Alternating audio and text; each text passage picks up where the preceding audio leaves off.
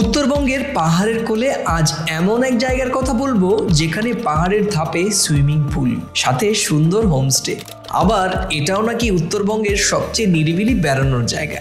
এখানে এলে নির্জনতার ছোঁয়া পাবেন, সাথে গ্রামের সাধারণ মানুষের জীবনযাত্রার অভিজ্ঞতা। উত্তরবঙ্গের এক ছোট্ট গ্রাম কুলবং, আর আজ সেই রূপকথার গ্রামে নিয়ে যাব আপনাদের, যেখানে মেঘেরা ভালোবেসে জাপটে ধরবে আপনাকে। প্রকৃতির টানে সব মন খারাপ উধাও হয়ে যাবে। যদি উত্তরবঙ্গের এই জায়গায় পা রাখেন, কথা দিচ্ছি অন্যরকম স্মৃতি নিয়ে ফিরবেন। প্রিয় দর্শক, আপনারা দেখছেন প্রথম কলকাতা। প্রথম কলকাতা প্রকৃতির কথা বলে। সঙ্গে থাকি আমি সুব্রত আচার্য। চলুন তাহলে উত্তরবঙ্গের কুলবং গ্রাম থেকে ঘুরে আসি।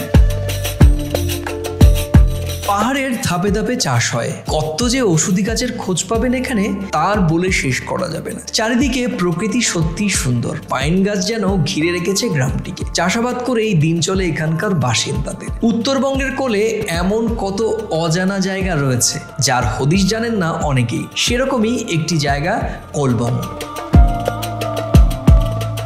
বাইরে কখনো রোদ তো কখনো আবার ঝুম বৃষ্টি।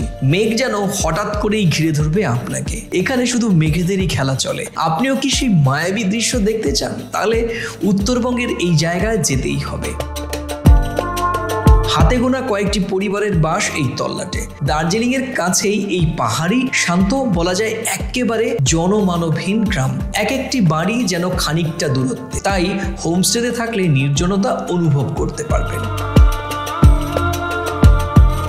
এখানে একটি হোমস্টেতে পেয়ে যাবেন সুইমিং পুলও। ভাবতে পারছেন, পাহাড়ের কোলে শান্ত প্রকৃতির মাঝে সুইমিং পুলে যত বেশি সময় কাটান, সে যেন এক আলাদা অনুভূতি। একটু দূরেই চোখ বাড়ালে দেখা মেলে সুন্দরী কাঞ্চনজঙ্ঘা। হাত বাড়ালেই মেঘ ছোঁয়া যায় এই গ্রামে। এক কথায় প্রকৃতি যেন নিজেকে উজাড় করে দিয়েছে এই কুলবংকে।